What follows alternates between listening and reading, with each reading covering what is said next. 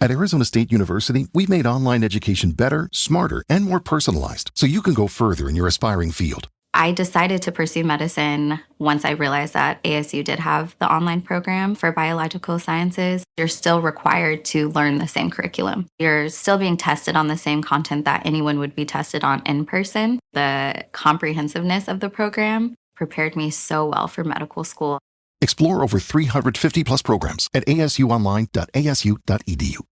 All right, so today we're diving into the SEC championship game. Yeah. And, it's a pretty big deal, even if you're not, like a diehard SEC fan. Oh, absolutely. And we're gonna figure out why. Yeah. We're gonna go through the history. Yeah. The format. Yeah. Change all the dynasties that make this game so legendary. Yeah, what's really interesting? And that the SEC championship was actually a pioneer back in '92. Okay. It was the first conference championship game Wow. in all of college football. I mean, can you imagine that, like, being a college football fan back then? Yeah. And there's no, like, big showdown for the conference title? Right. No automatic bid to a, like a major bowl game? Yeah. It's crazy to think about now. Yeah, absolutely. I mean, the SEC really kind of set the stage. Yeah. And everyone else followed. Wow. So picture this, December 5th, 1992, Okay. Legion Field in Birmingham, Alabama. Got it. The energy is electric. Yeah. You have the Alabama Crimson Tide, led by Gene Stallings. Oh, yeah. They're clashing with Steve Spurrier's Florida Gators, and it's for the very first SEC championship title. I mean, that must have been an incredible game to be at.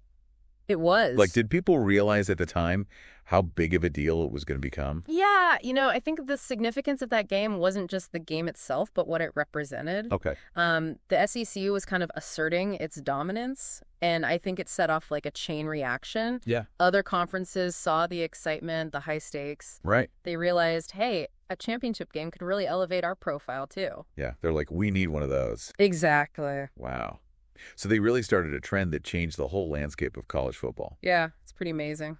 But the SEC championship itself has gone through some pretty big changes too, right? For sure. I mean, it's not in Birmingham anymore. Yeah, it's not in Birmingham anymore. Where is it now? It eventually made its way to Atlanta, Georgia, first to the Georgia Dome, and now it calls the Mercedes-Benz Stadium home. Ah, very nice. Yeah. And, this move wasn't just about needing a bigger space. It really reflects how the SEC championship grew into a national event. Oh, wow. Drawing huge crowds, media attention from all over the country. So things seem to be going pretty well.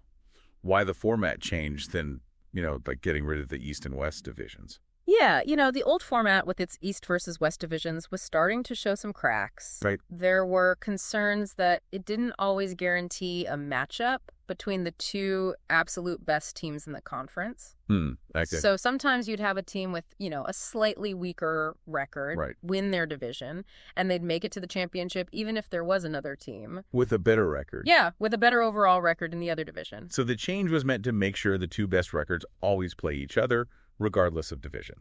Exactly, and I think you hit the nail on the head. Okay. But there's another layer to it, too. Okay. The new format, based solely on winning percentage, Right. really aims to create a more unpredictable and exciting race. Gotcha. It raises the stakes for every game. Yeah. Because now every win is crucial for securing that spot in the championship. I bet some people weren't super happy about getting rid of that traditional East versus West rivalry, though. Oh, absolutely. That was like a big part of the SEC for a long time. Yeah, I mean, some argue that relying solely on winning percentage might overlook a team that faced a tougher schedule, Yeah. but ended up with maybe one more loss. Makes sense. They feel like the old format provided a better balance Okay. between rewarding divisional dominance and recognizing overall strength. That's a good point. So it's more competitive, Yeah. but it might have some downsides too. Right. It's complex. Yeah, for sure. And to see how this change really played out, I think we got to talk about the dynasties that have shaped the SEC championship. Yeah, let's talk dynasties. Because some teams have really left their mark. Oh, yeah. We're talking about teams that have turned the SEC championship into their own personal showcase. And I'm guessing we're about to talk about a team that wears crimson and white. You know it. We're talking about the Alabama Crimson Tide. Yeah. Under Nick Saban, they've racked up an unbelievable 10 SEC championship titles. And that's insane. Like, how do they stay so dominant? Is it just like raw talent? Well, talent's definitely a factor. Yeah. I mean, their recruiting strategy is legendary, consistently bring in the top high school players from across the country, Right. building this pipeline of future stars. Yeah, like a factory of amazing players. Exactly. But it can't just be the players, right? Coaching's got to be a huge part of it, too. Oh, absolutely. Nick Saban is considered one of the greatest college football coaches of all time. Oh, for sure. He's instilled this culture of discipline, hard work, attention to detail that just permeates the entire program. Yeah, and it's not just the talent and the coaching. There's like this feeling of invincibility around them. Right. Like their opponents are already intimidated before they even step on the field. Oh, that psychological edge is definitely real. Yeah. The Crimson Tide have this mystique, this legacy of winning Right. that can be overwhelming for their opponents. It's hard to beat a team that always wins. Exactly. Okay, so Alabama's like in a league of their own. Yeah. But what about the other powerhouses that have won the SEC championship? Yeah. You got the Florida Gators with 7 titles, That's right. LSU Tigers with 5. Uh-huh. Those programs have had some incredible moments. Oh, yeah, some legendary players. Yeah, for sure. I mean, Florida's run in the 90s under Steve Spurrier, Oh, yeah. they were electrifying. Yeah. Known for their high-scoring offense and their ability to dismantle even the toughest defenses. And LSU, just a few years ago, with Joe Burrow and Jamar Chase. Oh, yeah. National championship. Unstoppable. Yeah, the SEC just seems to produce some of the most exciting players. Yeah. And speaking of exciting players and recent dominance, Yeah. we got to talk about the Georgia Bulldogs. Oh, yeah, the back-to-back national champs. Already clinched a spot in the 2024 SEC championship game. They are the team to beat right now. Yeah. What do you think makes them so good? Their defense is just suffocating, Yeah. and their offense is starting to find its groove. So who do you think is going to challenge them? Well, as of right now, it looks like Texas and Texas A&M are the top contenders. Okay. But you never know if you other teams can make a late-season push. Yeah, that's what's so exciting about this new format, right? Exactly. Ah, With no divisions, the race for the top 2 spots is wide open. totally. And speaking of the national landscape, let's talk about the college football playoff. Yeah. So winning the SEC championship pretty much guarantees you a spot in the playoff, right? Pretty much. I mean, the SEC is considered the toughest conference in college football. Yeah. So the committee that selects the playoff teams, they almost always give the SEC champion a spot. Yeah. And sometimes even the runner-up has a good chance of getting in. So the SEC championship isn't just about bragging rights in the conference. Yeah. It's about getting to the biggest stage in college football. That's why this game is always so intense. Yeah. The stakes are incredibly high for the players, the coaches, the fans. And, speaking of the fans, the SEC championship game is a cultural phenomenon. Yeah. It's more than just a game. It's an experience. Yeah, tell me about that. What's it like? Atlanta, it becomes a sea of colors and rivalries Wow. during SEC championship weekend. Okay. I mean, the tailgating starts days before the game, and the atmosphere is electric. I've heard about those tailgates. They sound wild. They're pretty wild. Like you need a whole week just to experience the pregame. Pretty much. And it's a testament to the passion and dedication of SEC fans. Yeah. They travel from all over the region, and even if their team isn't playing, Wow. they're there to soak up the atmosphere and celebrate SEC football.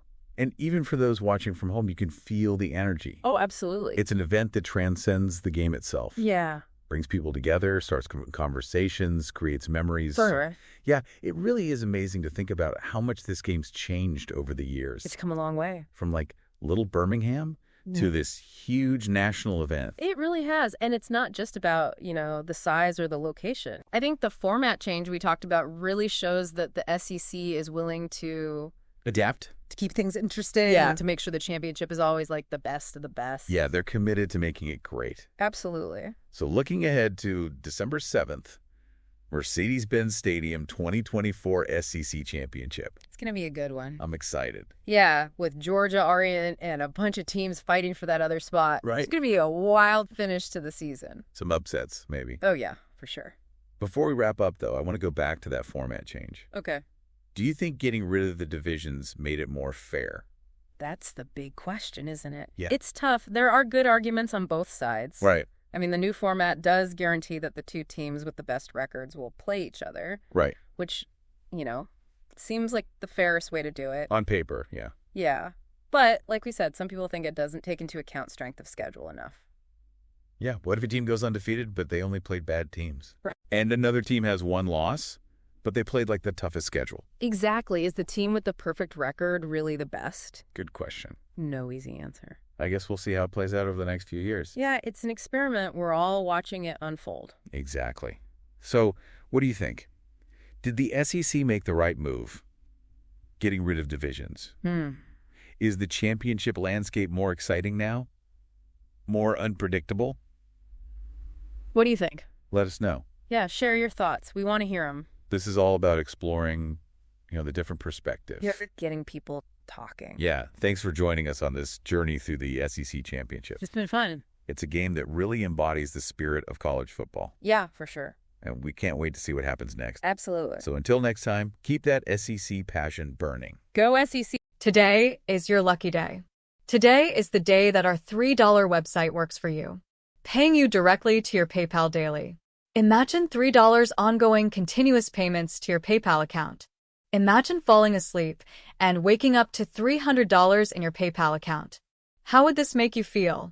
How could this help you? What bills could you pay? What kind of fun could you have? What does that retirement look like now? All for a one-time payment of $3. This website is DFY done for you, fully built and completely hosted, and never stops collecting payments for you.